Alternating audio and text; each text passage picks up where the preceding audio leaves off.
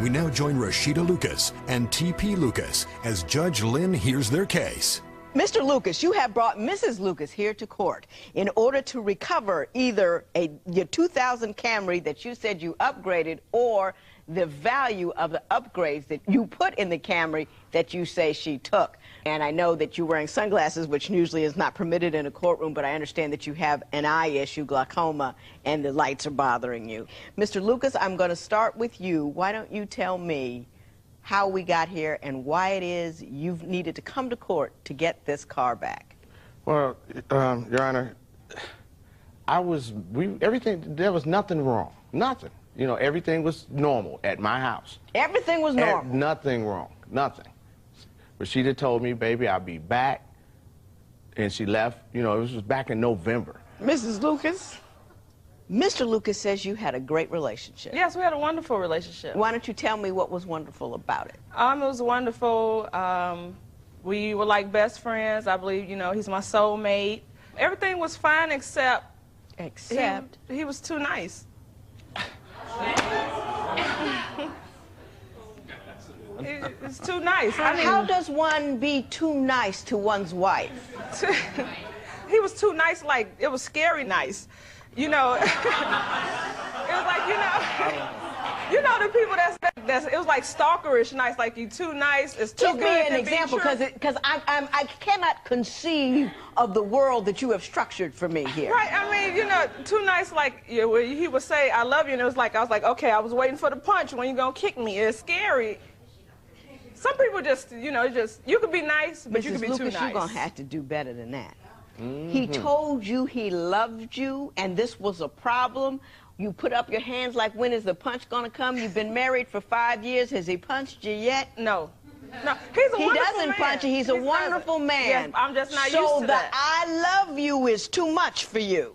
It's not too much, but you don't have to tell me like twice a week.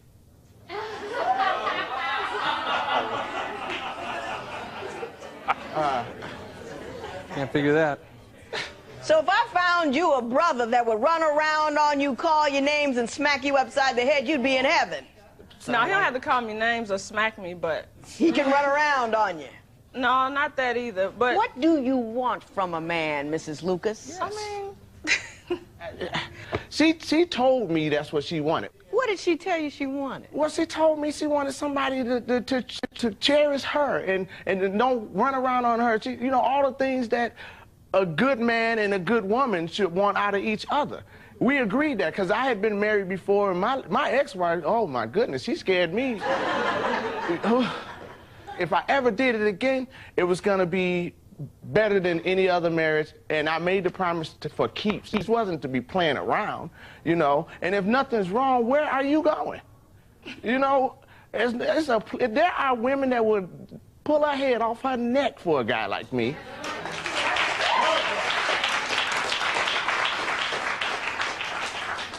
I'm gonna ask you one more time. He made me gain weight. Okay, how did he make you gain weight? Because, I mean, now the man can cook, brother can throw down. But he cooked full-course meals for breakfast, lunch, dinner. 2 o'clock in the morning, if I was hungry, he wouldn't fix me a sandwich. This man would make a whole meatloaf, potatoes and gravy, vegetables, a big stupid cup of Kool-Aid. I go to sleep right on that. Get up in the morning, he done fixed French toast, pancakes, grits, biscuits. So now I'm laying on food on top of the food I just laid on a couple of hours ago. So your complaint is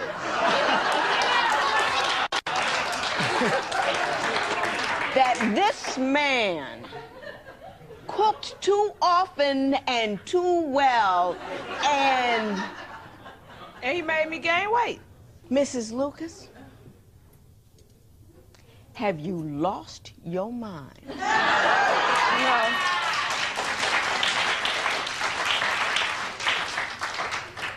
I have women coming in here whose men are leaving them because they got too heavy. You got heavy based on his...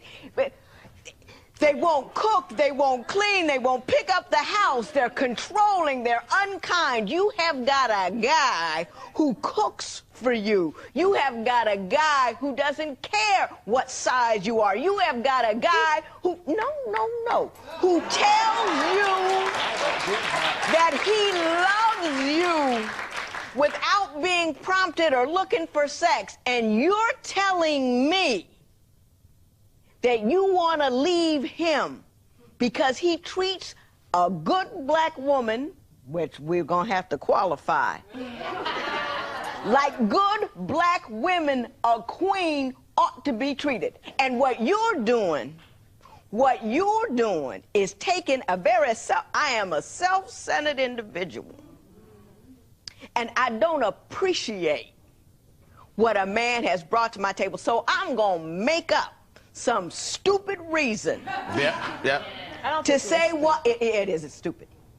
And I very rarely say that about anybody. Do I, Joe? I don't say things are stupid. Very rarely, because people have odd points of view. That's okay. But that's stupid. You need to grow up, Mrs. Lucas. Mr. Lucas, my understanding is that she took on a career you didn't know about. Yeah. Could you Absolutely. explain that to me? Because I didn't understand it. I've been out here doing the best I can to get recognition as a comic for almost 17 years. And so after she leaves me, a mutual friend tells me that he saw her in a comedy club on stage. On stage. I mean, I don't have a problem with that. But she never shared this with me at all. She never told me not one time. So she became a comedian and didn't tell you? Didn't tell me nothing. And every time I tried to talk to her about it, she didn't have time, or she didn't want to talk. She was busy or something like that. She's supportive of your comedy career? Absolutely. Absolutely. I could, like, if she was closer to the stage, she has a distinctive laugh that I love. And I would hear her, and that would just motivate me to hit the crowd a little harder, because she made me feel good. He's killing you, Mrs. Lucas. You know that over here. He's just killing you. I mean, he's just killing you. Did you, but he Mrs. didn't tell Lucas, you about the shows that he... Yes, you can tell me about the shows. Okay. Tell me. The shows, I supported him with his comedy. That was fine. Right. But he also had a family at home. I already worked all during the day, going to school. By the time I come in, hey, bye, I love you, he's going out. This happened all the time. By the time he's coming back in, it's time for me to leave back out. So I wasn't seeing my husband Well, that he much had to have been anymore. spending some time at home because he made you gain 30 pounds by cooking. Well, that was when he was there. But, I mean, because he cooked before he left. When I came in, there was food there. Or when he came in, he would bring me food at 3:30 in the morning. When did you get the comedy bug? What did you tell him about it? Actually, this is the first time telling him about it. I would How long change have the you been subject. doing it? A year. Oh, Why yeah. didn't you tell him? Because I felt like a hypocrite. How, I talked about how he would be out supporting his colleagues. And now I see...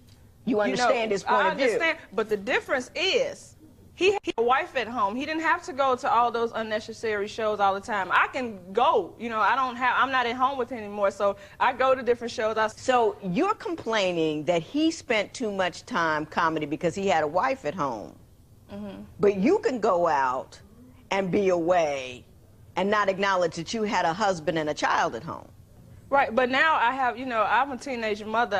I make my own babysitter, so now my daughter watches my other kids while I have shows, so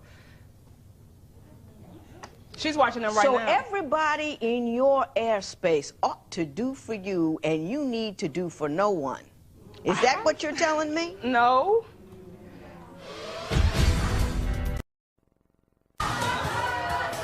She just didn't tell him. You said that you have a 14-year-old. Yes. That babysits. Yes. How many kids do you have? 4 girls. 3 of them aren't his. And did he take on the role of father for those 3? Yes, he's a wonderful father, excellent father. To even those children that aren't his? Yes. You feeling what I'm feeling? So. You still want to be with her, don't you, Mr. Lee? I'm still suffering from separation anxiety. It just don't make sense, because there was nothing wrong. I mean, if someone gave me everything that I wanted, which she did, and I was giving her in return, where are you going? Where are you going? Crazy. And That's what do where she you going. expect to find when you get there? What are you going to do about... You have a 1-year-old together. Absolutely. Yes. And she ain't even on the bottle no more. Do you see what I'm saying? One, and You don't have even need her? the bottle. Yes, I have her. Ain't nobody taking my baby nowhere. You don't have your 1-year-old? No, he wouldn't let me. He's very overprotective Well, how does of the her. 14-year-old babysit the 1-year-old you don't No, have? the 14-year-old babysits my 8 and 5-year-old.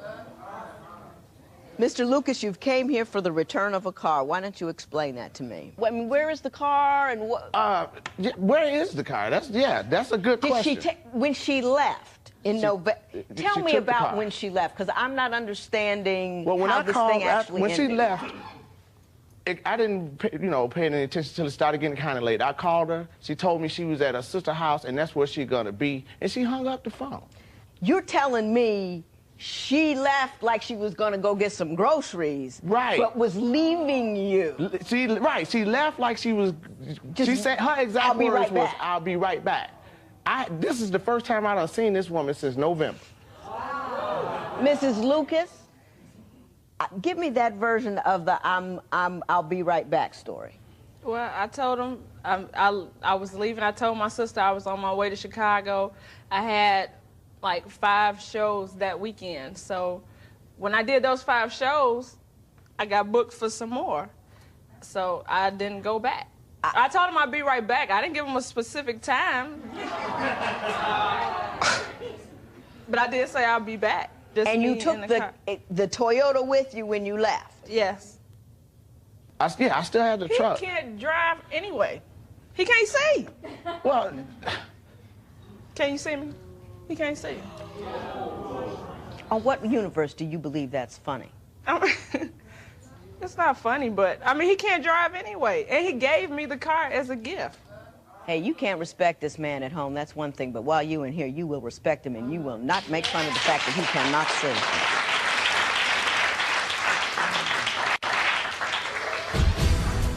When divorce court continues, Judge Lynn rules in the case of TP versus Rashida Lucas. But first, Rashida has news that leaves the courtroom speechless. Well, where is the car? The car is...